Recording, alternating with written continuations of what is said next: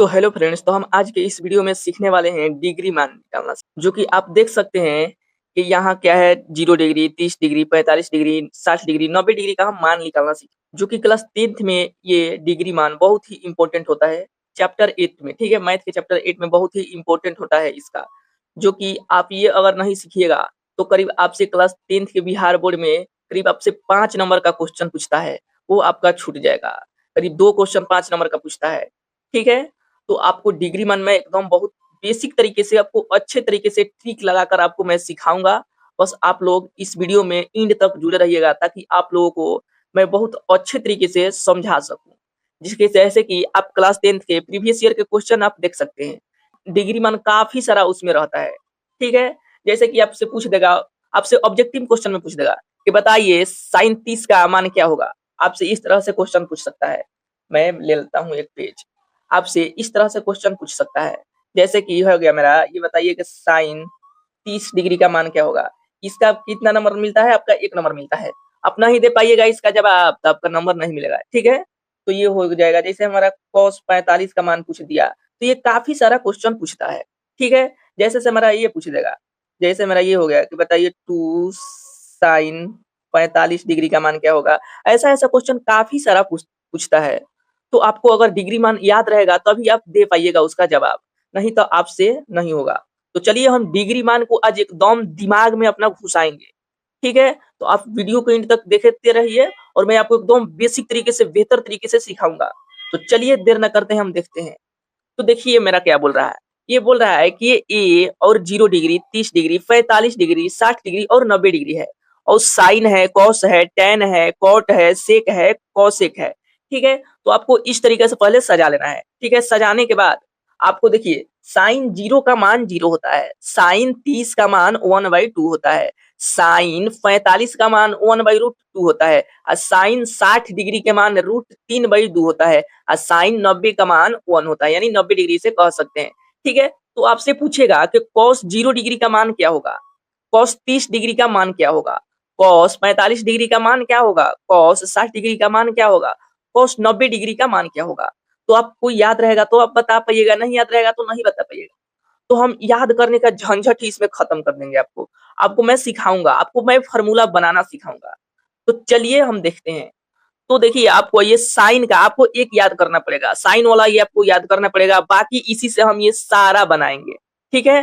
तो जैसे कि साइन 0 का मान 0 होता है, तो कॉस 0 का मान क्या होगा, ठीक है। आपसे ये सवाल रहा। तो साइन जितना है इसमें क्या करना है, इसको साइन को पलट देना है, ठीक है। मान लीजिए ऐसे है ये, मान लीजिए कि ये हम ये कॉलम ऐसे है मेरा, ठीक है, ये ऐसा है, ठीक है, ऐसा है। और जब हम इसको पलटेंगे इसे, तो ये पूरा क्या हो जाएगा, इधर आ जाएगा, इधर आ जाएगा। तो वही इसको करना है कि जितना भी साइन का मान इसमें दिया है, अगर कॉस आपको निकालना है तो इसको पलट देना है, ठीक है। इसको क्या करना है, इसको पलट देना है।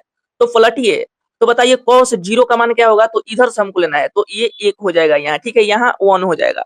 कॉस 30 का मान क्या हो जाएगा, तो ये जो साइन 60 का है वही कॉस 30 का, यानी हमारा क्या हो जाएगा, ये √3/2 हो जाएगा, ठीक है। कॉस 45 का मान क्या होगा, तो कॉस देखिए 45 वाला मान ये कभी चेंज नहीं होता है। जो साइन का होगा वही कॉस का होगा, जो टेन का होगा वही कॉट का होगा, जो सेक का होगा वही कॉसेक का होगा। तो ये 45 वाला मान कभी चेंज नहीं होता है। तो बताइए कॉस 45 का मान कितना हो जाएगा, तो ये 1/√2 ही होगा, ठीक है। अब बताइए कॉस 60 का मान, तो जो साइन 30 का मान है वो कॉस 60 का मान हो जाएगा, यानी इसको उलट देना है।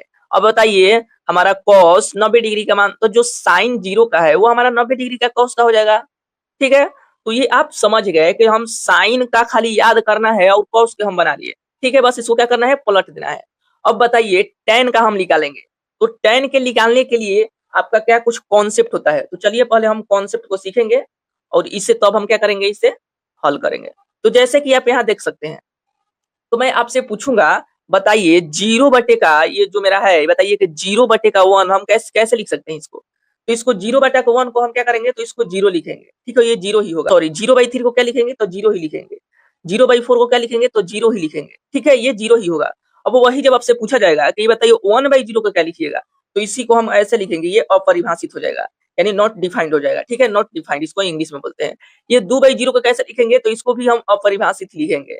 ये 4/0 को क्या लिखेंगे, तो इसको भी हम अपरिभाषित लिखेंगे, ठीक है। तो अब हमें एक और बताइए, बताइए 2 है तो क्या इसको हम 2/1 लिख सकते हैं? तो जी बिल्कुल लिख सकते हैं, क्योंकि किसी भी संख्या के बटे में आप 1 लगा सकते हैं। किसी भी संख्या के बटे में आप 1 लगा सकते हैं। जैसे कि ये 3 है तो क्या आप 3/1 लिख सकते हैं? तो बिल्कुल लिख सकते हैं। ये हमारा √3 है तो क्या √3/1 हम लिख सकते हैं? तो बिल्कुल लिख सकते हैं। जैसे कि √2 है तो क्या हम √2/1 लिख सकते हैं? तो बिल्कुल लिख सकते हैं। क्योंकि कोई भी संख्या हो, उसके बटे में हम 1 लिख सकते हैं, ठीक है? उसके बटे में 1 लिख सकते हैं। तो देखिए और कुछ है, अब आपको हमेशा ध्यान रखना है, ये 0 का जो होगा हम 0 कहेंगे तो इसका उल्टा क्या होगा? अपरिभाषित। अपरिभाषित का उल्टा 0 होगा, ये आपको हमेशा ध्यान रखना है, ठीक है? और इसको क्या बोलते हैं? अपरिभाषित बोलते हैं, ठीक है? अपरिभाषित बोलते हैं। तो उम्मीद करता हूँ कि ये कॉन्सेप्ट आपको समझ में आ गया होगा। तो चलिए देखते हैं हम क्वेश्चन को। तो हमको अब tan 0 का मान निकालना है, tan 30 डिग्री का मान निकालना है, tan 45 डिग्री का मान निकालना है और tan 60 डिग्री का और tan 90 डिग्री का हमें मान निकालना है। तो अब हमें बताइए tan का क्या होगा? तो देखिए आपको मैं एक बताता हूँ, जो tan का होगा वो sin और cos का जो होगा, देखिए मतलब 0 बटा के कितना है? ये 1 है, ठीक है? ये 0 बटा का 1 है। ये कितना है? sin का 0 बटा का ये 1 है। तो आप हमें बताइए कि 0/1 को हम किस तरीका से लिख सकते हैं? तो हम इसको 0 लिख सकते हैं, ठीक है? 0/1 का हम 0 लिख सकते हैं। तो ये 0/1 को हम क्या लिख सकते हैं? 0, तो ये कितना हो जाएगा यहाँ इसका? यानी tan 0 का मान 0 हो गया। अब बताइए tan 30 का मान क्या हो जाएगा? तो देखिए ये sin 30 का कितना है? तो ये 1/2 है, ठीक है? और ये कितना है? ये √3/2 है ये वाला, ठीक है? अब इसको देखिए आप गुणक में करिएगा इसको, ठीक है? इसको ऐसे करिएगा और ये कितना हो जाएगा? ये ऊपर चला जाता है और बटे का √3 हो जाता है। 2 से 2 कटेगा तो 1 का ये √3 हो जाएगा, ठीक है? 1/√3 हो जाएगा ये। इसका क्या हो जाएगा? 1 बटे का √3 हो जाएगा, ठीक है? अब बताइए 1/√2 है, ये 1/√2 है, तो लिखिए यहाँ 1 बटे का √2 और ये भी 1 बटे का √2 है, ठीक है? अब इसे करिए 1/√2 गुना का ये रूट ऊपर चला जाएगा, ठीक है? √2 बटे का 1। अब ये रूट से रूट कट गया, A1 से 1 कट गया तो हमारे पास क्या बचा? 1 बचा। तो यही इसका क्या हो जाएगा? tan 45 का 1 हो जाएगा। अब हमें बताइए √3/2, यहाँ लिखिए रूट का 3/2 और ये 1/2, ठीक है? 1/2। तो अब बताइए हमें क्या हो जाएगा? ये 1/2 है, ठीक है? अब ये √3/2 हो जाएगा और ये ऊपर चला जाएगा, ठीक है? ये ऊपर चला जाएगा तो 2/1 हो जाएगा। यानी ये 2 से 2 कट गया, यानी क्या बचा मेरा? √3/1, ठीक है? तो मैंने एक और आपको कॉन्सेप्ट बताया हूँ, जो ये कोई भी संख्या हो, जो ये मान लीजिए 3 है तो इसके बाटा में हम 1 लिख सकते हैं। इसको हम नहीं भी लिख सकते हैं, ठीक है? किसी भी संख्या के बाटा में 1 लिख सकते हैं, किसी संख्या के बाटा में हम 1 नहीं लिख सकते हैं। तो जैसे कि हमारा आया है √3/2, तो क्या करेंगे हम? 1 को हटा देंगे, ठीक है? 1 को हटा देंगे तो हमारा कितना हो जाएगा? ये √3 हो जाएगा, ठीक है? √3। अब हमें बताइए 1/0 को हम कैसे लिख सकते हैं? 1/0 को हम कैसे लिख सकते हैं? तो 0/1 को हम 0 लिख सकते हैं, तो 1/0 को हम अपरिभाषित लिख सकते हैं। मैंने आपको कॉन्सेप्ट में बताया हूँ। तो यहाँ क्या हो जाएगा? ये अपरिभाषित हो जाएगा, ठीक है? अब आपको क्या करना है? अब आपको कॉट का निकालना है, ठीक है? अब आपको क्या करना है? आपको कॉट का निकालना है। तो कॉट को निकालने के लिए आपको क्या करना पड़ेगा? तो आपको सिंपली कुछ नहीं करना पड़ेगा, बस आपको सीखना पड़ेगा। तो मैंने आपको बताया था, जैसे कि क्या है? ये इसको उलट देना है, ठीक है? इसको उलटिएगा, मान लीजिए 0 है, तो 0 कैसे आया है? आपको मैंने अभी बताया यहाँ, जैसे हम करेंगे 0/1 जब करते हैं तो हमारा 0 आता है। तो 0 कैसे आएगा आपसे? मैं ये आपसे पूछ रहा हूँ। तो देखिए मैं आपको बताता हूँ। क्या हम 0/1, ये 0 है, 0/1 हम लिख सकते हैं? तो बिल्कुल लिख सकते हैं। ये 0 है तो 0/1 हम बिल्कुल लिख सकते हैं। तो बताइए इसका मान क्या आ जाएगा? तो 0/1 का मान आ जाएगा, ये अपरिभाषित हो जाएगा। इसका क्या हो जाएगा? ये अपरिभाषित हो जाएगा, ठीक है? ये अपरिभाषित हो जाएगा। अब हमें बताइए ये 1 बटा ये √3 को हम कैसे लिख सकते हैं? इसको जब हम पलटेंगे तो बताइए, आपको कुछ नहीं करना है, ये tan का है ना तो इसको भी ऐसे पलट देना है। लेकिन मैंने एक और आपको ये ट्रिक बता रहा हूँ, ठीक है? आपको tan का कुछ नहीं करना है, यहाँ से आप लिख लीजिए, यहाँ से ये अपरिभाषित यहाँ आ जाएगा और ये √3 यहाँ आ जाएगा और ये 1 का 1 हो जाएगा, यहाँ 1/√3 आ जाएगा, ये 0 का 0 आ जाएगा। लेकिन मैं एक आपका और कॉन्सेप्ट बता रहा हूँ। तो जैसे कि ये 1/√3 है, तो जब इसको पलटेंगे तो क्या हो जाएगा? ये √3/1 हो जाएगा, तो हम 1 को नहीं लिखते हैं, ठीक है? ये √3 हो जाएगा यहाँ, ठीक है? यहाँ क्या हो जाएगा? ये √3 हो जाएगा। अभी 1 को पलटेंगे तो ये 1 ही होगा। अब बताइए जब ये √3 है, जब इसको पलटेंगे तो क्या हो जाएगा? ये बटा में 1 आ जाएगा, ठीक है? क्या हो जाएगा? बटा में 1 आ जाएगा, यानी 1 बटा का √3 हो जाएगा, ठीक है? या 1 बटा का रूट का ये 3 हो जाएगा। ये बताइए ये परिभाषित कैसे आया है? तो 0/1 करते हैं तो हमारा परिभाषित आया है। तो बताइए परिभाषित है तो इसके बटा में जब 0 लगाएंगे तो हमारा कितना हो जाएगा यहाँ? क्या हो जाएगा? यहाँ 0 हो जाएगा, ठीक है? ये क्या हो जाएगा? यहाँ से आप ले लीजिए, यहाँ 0 हो जाएगा। अब बताइए हमें सेक का निकालना है। तो मैं एक आपको बता रहा हूँ, देखिए यहाँ से आप, ठीक है, यहाँ से आप समझिए। तो जैसे ये tan का क्या होता है, अपोजिट कॉट होता है। ये cos का अपोजिट क्या होता है, ये sec होता है। और ये sin का अपोजिट क्या होता है, तो sin का अपोजिट हमारा होता है, ये cos sec होता है। ठीक है, ये आपको ध्यान में रखना है। ओके, अब हमें sec का मान निकालना है। तो देखिए sec को निकालने के लिए आपको क्या करना पड़ता है, तो आपको पता होगा कि tan के अपोजिट cot होता है, तो cos के अपोजिट sec होता है। ठीक है, तो बताइए ये 1 है, तो 1 का क्या होता है, 1 का अपोजिट क्या होता है, तो 1 का अपोजिट होता है हमारा ये 0 होता है। ठीक है, 0। और ये 0 का अपोजिट क्या होता है, तो परिभाषित होता है। और परिभाषित का अपोजिट क्या होता है, तो 0 होता है। ये आप हमेशा ध्यान में रखिएगा। ठीक है, तो बताइए 1 का है, तो 1 का क्या हो जाएगा, यहाँ 0 हो जाएगा। ठीक है, अब इसको पलट दीजिए, ये जो है ये कितना हो जाएगा, ये √3/2 है। तो बताइए ये रूट का 3/2 है, तो इसको पलटिएगा तो 2/√3 आ जाएगा।